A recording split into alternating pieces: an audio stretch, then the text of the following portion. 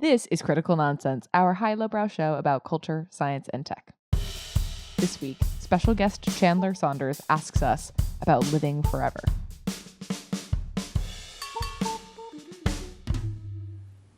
Woo!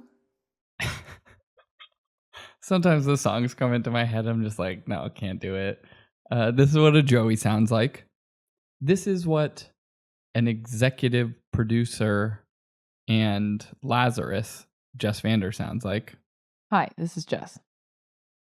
And this is what a special guest, aka Chandy the Mandy, aka most likely to party down, voted 3 times in a row, Chandler Saunders sounds like.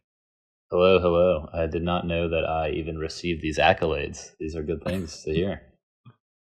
Superlative. I mean, the tone of your voice after I announced your 3-time running superlative of most likely to party down didn't match.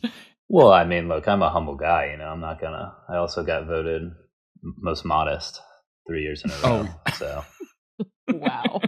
Really scooping up superlatives left and right. yeah, I mean, you'll never hear me talk about them. What is the governing body dispensing superlatives? It's just Joey. We need to bring them back. Adult superlatives are maybe we don't. Actually, it sounds like some danger of like HR violations or something like that. It's not going to bring out the best in us. I immediately renege my previous statements. Well, Chandler is joining us today because Jess, Chandler, and I were having a random conversation one day in the office, and Chandler was like, "Oh, I have thoughts." So, Chandler, why don't you set us up with the things that you have thoughts about? I would love to, Joey. I have so many thoughts, and I'm always happy to share whether my input is solicited. Voted most likely to have thoughts. Voted most likely to have thoughts. Yet another superlative. So we were in the office talking about, I don't even remember what we were talking about, getting old, I think. And I was like, you know what? I don't want to get old. I don't want to die. I kind of like living. So I think one day we'll be able to live forever. And then, the conversation kind of spiraled, talking about telomeres, talking about gray hair, broken hips, everything. So it kind of got me thinking, why are we so obsessed with wanting to live forever? Why? I mean, this is one of those things that I feel like there is some point where like a road diverges in the woods at like some age. I don't know if it's a consistent age or a mentality where like most young people sort of have that mentality of I want to live forever. I'm never going to die. Like it's going to be great. I have so many things I want to do. And at some point along the way, people diverge where there is a group of people, and I'm not going to pretend to know like what the ratios or breakout is, but there's a group of people that continues to want to live forever, and there's a group of people like, actually, I think I'm good. I'm gonna ride it out into the sunset. I'm not encouraging the end, but like I'm very cool with a finite existence, and I don't know what that dividing line is. Is it like a successful resolution of like Jungian like stages or Piaget life stages or something like that, I don't know. I mean, I hear you on the phases thing. I think when I was a kid, I had older brothers. I always wanted to be like with the older kids and like always be older than I was, because it's like cool to be older. You get to do more things. And I'm not even that old now, and I'm already like, I wish I was younger. Like this is not it. I need more time. I don't know. It's just a weird phase you hit. You're like, I would love to go back to high school or back to college, like your first years out of school, and didn't have as many worries, and your hip doesn't hurt. Not that my hip hurts now, but yeah. I mean, like, we clearly have a pursuit, and you see these conversations that come up. I mean, I think particularly within like a certain cohort of techno optimists, or, you know, and they're like, you can point to like Ray Kurzweil as sort of someone who's been around a long time, futurist. I think he is probably in his 60s now, maybe even 70s, like longtime futurist at Google, has written books, all of that. Like, he is like well known to be pursuing longevity at all costs and going to, you know, maybe not the extreme measures of Brian Johnson, but like has gone to great lengths to extend his life because he is trying to last long enough to reach some point where society is technologically advanced enough where living forever is possible. But you see, even, I mean, I've seen, you know, in like Reddit/Twitter forums of like, you know, the E/AC like techno accelerationists saying like, if you're under 40 today, you will likely be able to live to 150-year lifespan, or like these sort of proclamations that we are getting closer. Certainly we are, but it also, I think, sort of like inherently has that embedded assumption that living that long is good. And I think if any of us have had relatives who have approached, you know, 100, like you hear stories where it's like, I'm good. Like, you know, the aunt or grandmother that's like, this is going to be my last Christmas. And they say it like every year for like 6 years. You know what I mean? But this is what I feel like is the question on my mind, though, is that because living has become less great? Like, what life is when your friends pass, when you're dealing with your own health stuff, when your family lives far away and you can't spend as much time with them, um, when like financial struggles of living that long come into play and you never expected to retire and have to face that amount of longevity. I mean, some of these things Your I know friends well. pass away. Like, well, that's that number one thing. Yeah. My Abu, who is now 102, has outlived most of her friends, and it's really, really sad. It's like, especially her quote unquote younger friends who died at a very reasonable mid 80s, right? And whoever thought that she would, you know, outlive them. And I think that's just rooted in this question of what happens when living is worse versus what if life, like what if, like in like how much are we open to discussing this theoretically? A place where, let's say, medicine catches up to a point where you could just live longer, happier, and so could other people. Well, I think that's the biggest thing. It's not like when people who get that old, yeah, like the friends thing, you know, hopefully you have a good family. Not everyone does. Not everyone's that blessed. But like when you get that old, it's just like, to do anything is just, you're out of breath, you're tired, you hurt, you can't like physically enjoy life. And like, that's the key about living forever. It's like, how can you do it in a way that doesn't just prolong existence, but like prolongs quality of life, so that when you're 70 or 80, you have the physical abilities of someone who's maybe 40. Like, that's the key. And the Ray Kurzweil thing is interesting. His approach is, so it's almost like an opposite approach in that he's like, I want to download my consciousness into like the internet or be digital. But I think that's not really living forever. Like, it kind of goes back to the thing if you believe in a soul or not, but like having a physical body is being human. And like, it's about lasting long in your physical body. Because to me, if you're just downloading your consciousness, that's just a copy. That's not really you or who you are. So to me, that's cheating. Come on, Ray, get out of here. I mean, that's the idea of like living forever outside of some digitized form is an extremely challenging right. There's like a gradient there as well, right? The question of, like the ship of Theseus question, right? Like the ship of Theseus is, over many years, if you're repairing and changing parts of the ship at some point, if all the parts or if none of the parts are original parts, is it still the same ship, right?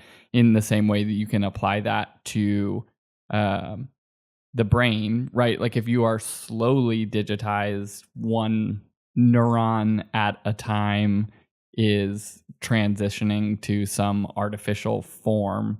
Like, does that count as being just a copy?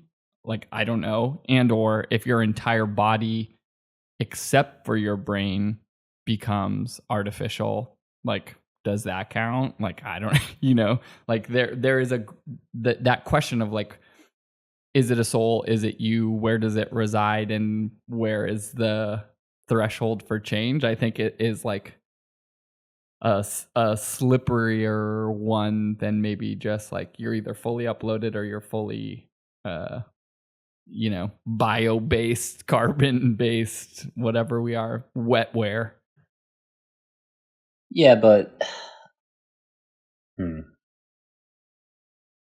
I think I'm not a particularly religious person or spiritual person, but I do think there is, like, for lack of a better term, a soul. Like a copy of you is that. It's a copy of you. It's a downloaded version of yourself, but it's not you. Like my hunch would be, like, hypothetically, if when Ray Kurzweil passes away and if his consciousness is downloaded, like, yes, that is him in an essence and it's living forever, but is it really him, or is it just some new manifestation of, like, his consciousness? I'm thinking also of like the intermediate comparison somewhere in between uploading your brain and Ship of Theseus is kind of like the bands with no original members in them, where they're still playing the same songs and may even share tonal qualities and other like attributes, and even they might have similar fan bases, the same exact people maybe who've just lived longer than the original band members. I was trying to look for some of them, but only the ones that came up were these really Leonard intense Skinner rock bands. Or like I think Leonard Skinner is all new Thin people now. Lizzy, the Strokes. I don't know. Nah, they're all true. There. This is Google AI suggesting this for me. Well, I think what's interesting. One thing that's interesting too, if you think about a copy, and if it's not just because of, like, our technological advancements, if you start that copy, like, there will be, even if imperceivable to, like, the human mind, there will be slight differences. And over time, like, if you think about two lines that are almost parallel, but they're not, and over time they start to diverge greater and greater and greater, then, like, is your copy over time, because it's not a perfect you, does it start to become a new person as it slowly diverges from, like, your original, like, what you would have been over time? Does that make sense? Totally. I mean, it's identical twins are that, right? The outset of splitting, right? In the moment that the cells in the zygote separate and create two have identical DNA, but even by the time they're born, you already have some epigenetic variance that has begun to creep in. I have nieces that are identical twins, and they're only a couple months old, and you can already sort of tell them apart. Just one's a little bit bigger and has like a slightly different skin tone and had different experiences in utero and had different experiences in birthing and things like that, and they're already diverging. And so that question, like it sounds like, Chandler, from like the perspective, like you're not a materialist in some capacity, that you're saying that there is some form of emergence that comes when you talk about a soul, right? Like it's a pretty big container that you're saying, like there's a version of the soul that is just like a harmonic pattern based on the construction of you, but in that same capacity, right? Like Chandler today is not the same as Chandler yesterday or tomorrow. Like you're always going to have drift in the organism. And so the question is like, if your goal is just to like lock in, that doesn't seem like the right bar for whether or not, you know, you can be uploaded or not. Like, is there a break in continuity of consciousness if you're uploaded, right? Well, yeah, I mean, I think the whole thing was here, like, there are different ways in how people consider what is like living forever. Like if you think about before technology, like the pharaoh's way to live forever or a king's way to live forever was to build this massive monument so that people like knew who. It's like about your legacy. And I guess if you think of like from a biological standpoint, it's like your kids, like when you procreate, that's how you pass down your genes. That's like from an animal's perspective, like living forever. But and maybe I'm selfish, I don't know, I just love life, dude. Like I do not want to die. Like dying just sounds like it would really ruin my day. And like I want to be 28 forever and just have fun. And like there's so like me and Jess were talking about this the other day. It's like, what would you do if you didn't have to work? And it's like I just want to learn so many things, or like travel, or just do all the things. Like I want to learn to play guitar, I want to learn to snowboard, I want to learn to sail, like all these things. And it's like there's only so much time in life, and it's like, what if you could do it all? Which I guess eventually you would do it all, and then it would be, what's the point worth living? But until then, you know. It's hard, I think, to say though, like you're saying, it's hard to say now, not spending that time doing those things, how you will feel after you have spent a long time doing those things. And even how long is long depends, right? Like, let's say if tomorrow you spent the next 5 years just doing new things every day, would that feel sufficient? Would you be like, actually, I'm tired and I'm good?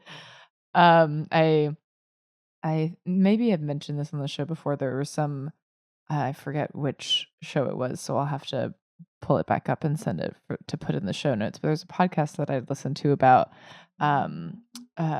extending, like the theory of extending life being about trying new things, and that the sensation of time slows down when you are sort of when your brain has to be thinking about new things that are happening. And so she dedicated herself for a week of always doing something she'd never done before. So like didn't like sleep in the same place and didn't do anything routine for that whole time.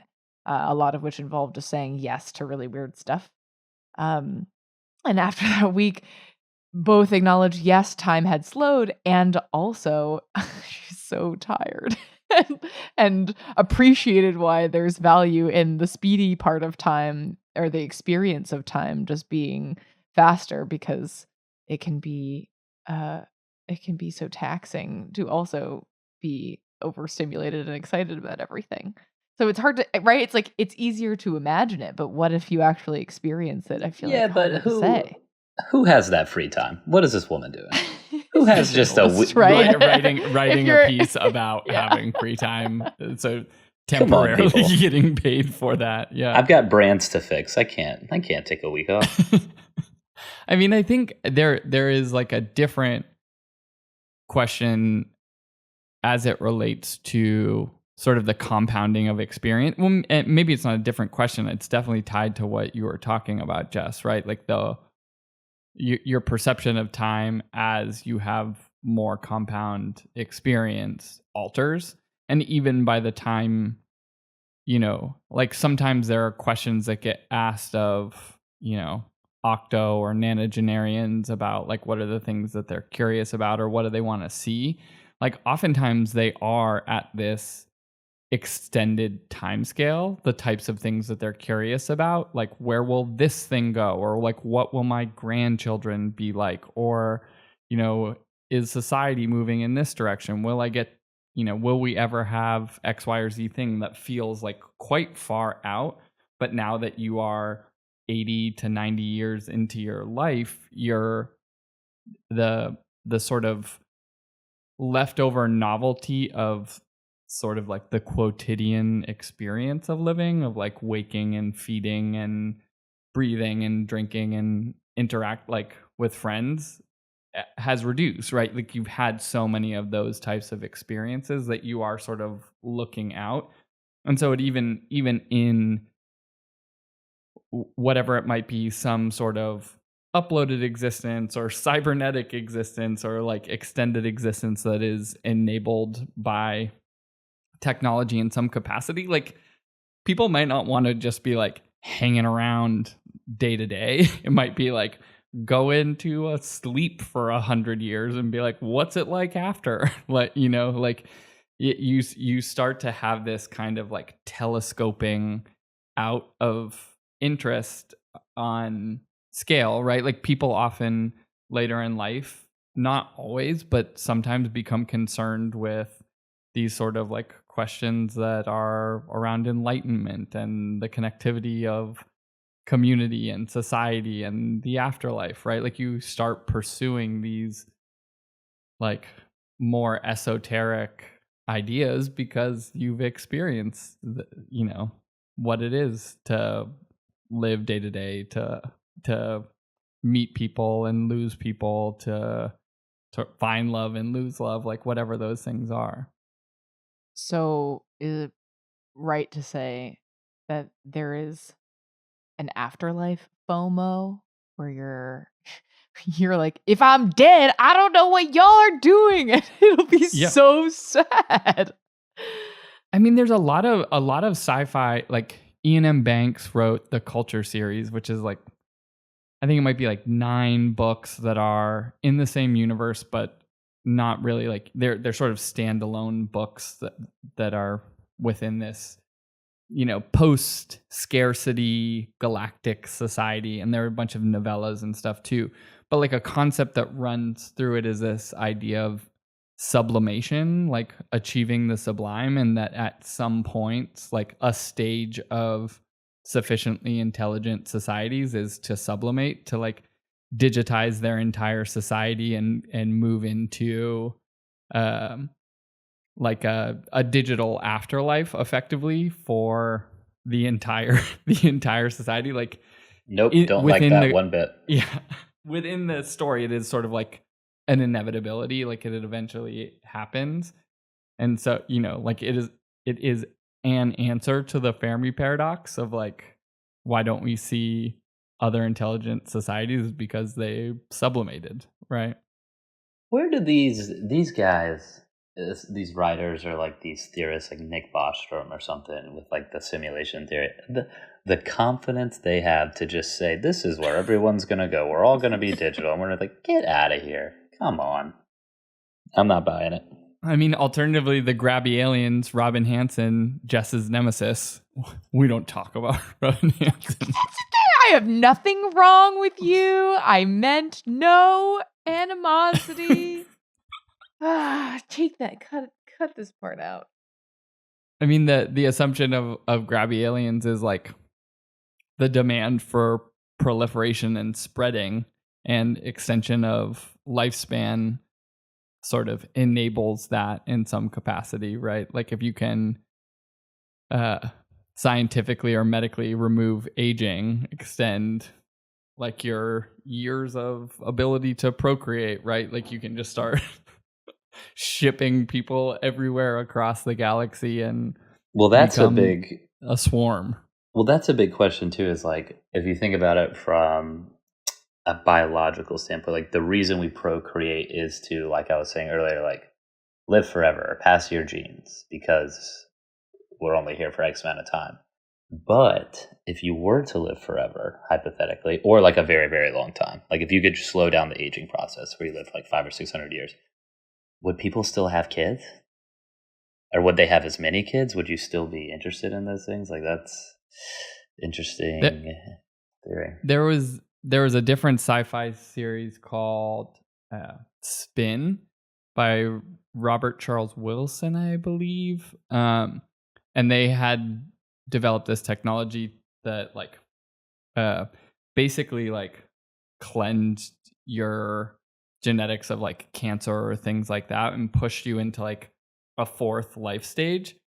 But as part of it, if you were going to like move into the fourth stage of life, like sterilization was part of it. So like the population didn't just become like outrageous, like overly burdening, the planet or the ecosystems that you existed in. Like that's like a different question, right? If you're going to extend the life of everybody, there is a huge resource burden that inevitably gets placed. That's where like something where if you like save someone's brain and they're walking around like Krang from the Ninja Turtles or something, like maybe there's like a lower energy cost related to being able to sustain that like population size, right? I guess my question is, like, as I was saying, like, do you think that problem over time would naturally solve itself? I mean, the energy curve, right? Are we getting to like a Kardashev 1 scale society or something? Well, I just mean if everyone lives forever and then they stop having kids. Yeah. Jess is asking about Kardashev 1. Like the Kardashev scale is like level 1 is that you are able to harness the full energy production of your planet. So we are like a Kardashev 0.7 or something like that, or increasing towards 1, right? We were able to produce or harness as much energy as produced by like our like the literal body of our planet floating through space, spinning, like whatever. The type 2 is like of your star, and type 3 is of the galaxy, which I don't even know if that is whatever. Kardashev 1 is like a real place you could get, and 2 probably as well, but like 3, see, I don't know. Grabby aliens, maybe someone has got there somewhere in Linea Kea. Yeah, I'm familiar with the scale. It's interesting. I just think like I don't know, like if you think about what, like if you think about why you have kids, like you want to have kids because you want someone to take care, you want to pass down your history, but also you want someone to take care of you when you're older. I just like wonder, like, would certain things like overpopulation go away? I mean, probably not naturally without being regulated, right? Like our desire to reproduce is evolutionary and billions of years old. Like our ability to just suddenly like change evolutionary motivations because we're able to live forever is probably unlikely, but who knows? Well, it's interesting though, like people are having less and less kids every day now too. If you look at like birth rates in the most developed countries. Yeah, I mean, for sure. Like there seems to be some threshold of like having, like people are still exploring this. I saw one theory recently about like the complexity of your day-to-day life and requirements of decision making being a potential factor in the reduction of childbearing, but like nobody had, people will like write off reasons why it does or doesn't happen, but nobody has like a good like founded explanation that I've seen for why childbearing reduces. Wow.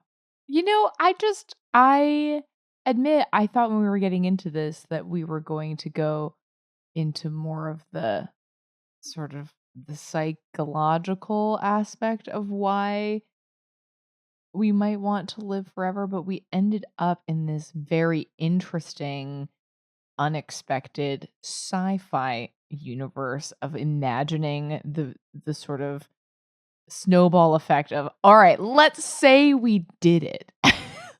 Yeah. Then would we still want to, because we're testing the bounds of this theory because of the finitude of life, because of mortality. So strange. But yeah, I mean, to it.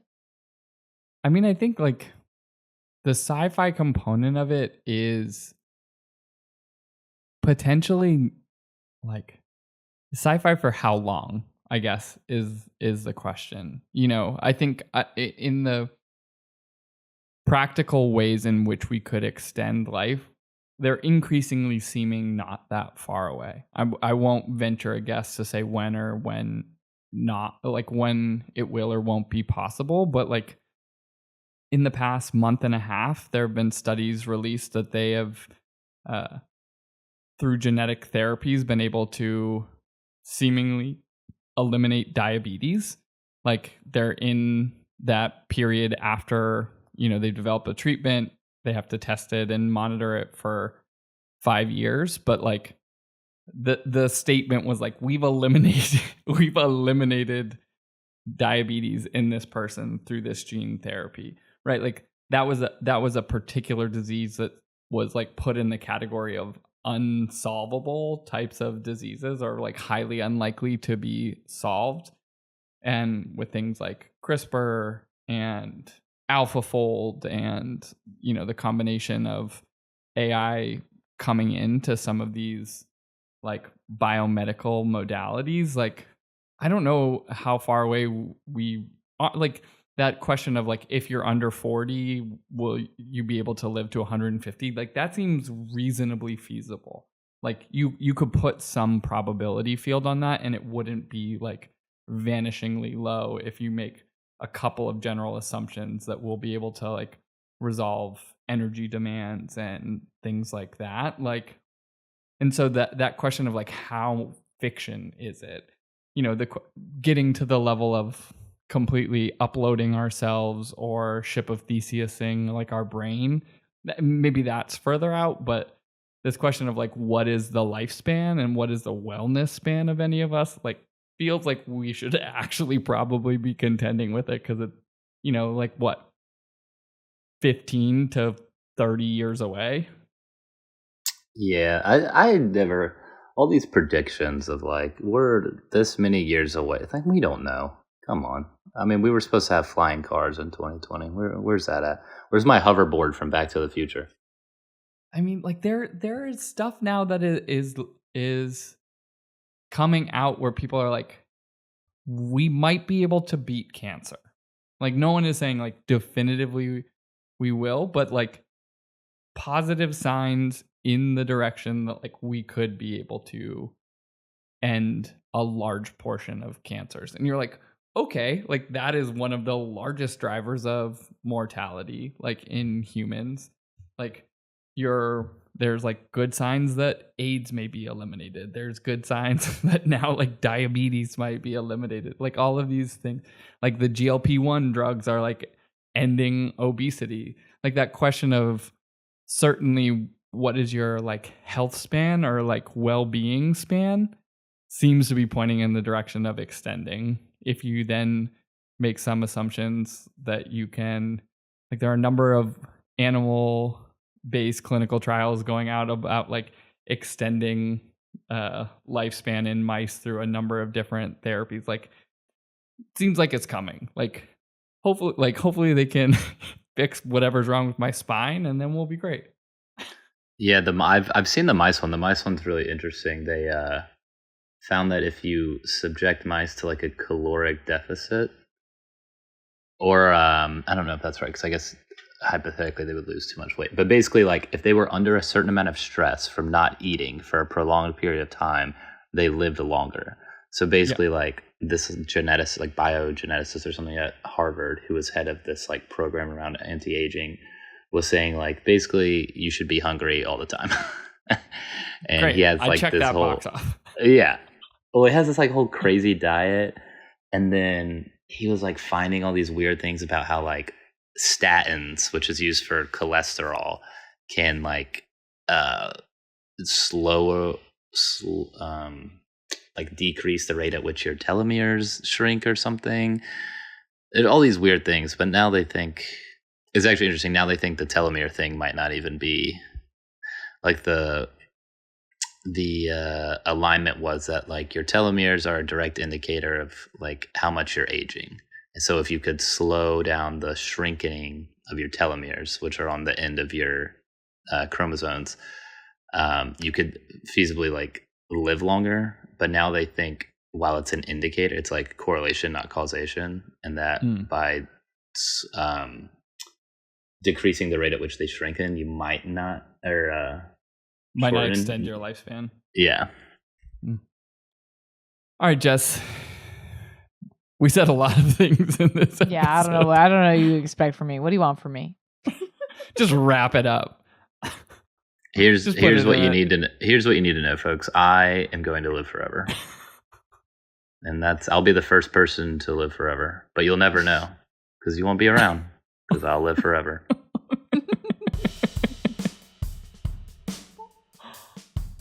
Thanks, Chandler.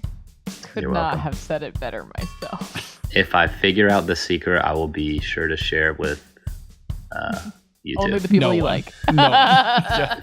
For a very small fee of $10 billion, I will let you live forever. Critical Nonsense is a Sylvain production. Brought to you by It's Graying Men. Hallelujah. Did you say it's graying, men? It's graying. As always, we'd like to thank our executive producer and Just for Men Gel, Jess Vander. We'd also like to thank our special guest and invincible Chandler Saunders. We'd like to thank sound engineer and telomere Alex Contel. What did I just call you? I don't even know what that is. We'd like to thank our programming coordinator and Limitless, a.k.a. Bradley, a.k.a. Les Jacobs. A lot of AKAs in this episode. And thanks to our production crew and subliminal geniuses, Sarah Gilbert, Nora Mestrich, Christy Jensen, and Amy Waters. And as always, thanks, Helen. Special thanks. Chandler, go! Oh, I get a special shout out now? Special thanks. What do you want to special thank? Who do I want to thank? Yeah. Oh, wow. When? Maybe When do I where? want to thank? How Thanks, do you- 1996. I would like to thank Maurice, my local bodega guy, for hooking me up with a nice turkey wrap today. Shout kind out of wrap? Maurice. Shout out Maurice. What's the wrap type? Is it like a tortilla, or is it more like a I'd say it's tortilla based and some turkey, a little chipotle mayo. tortilla? Poor Alex is like. It's good.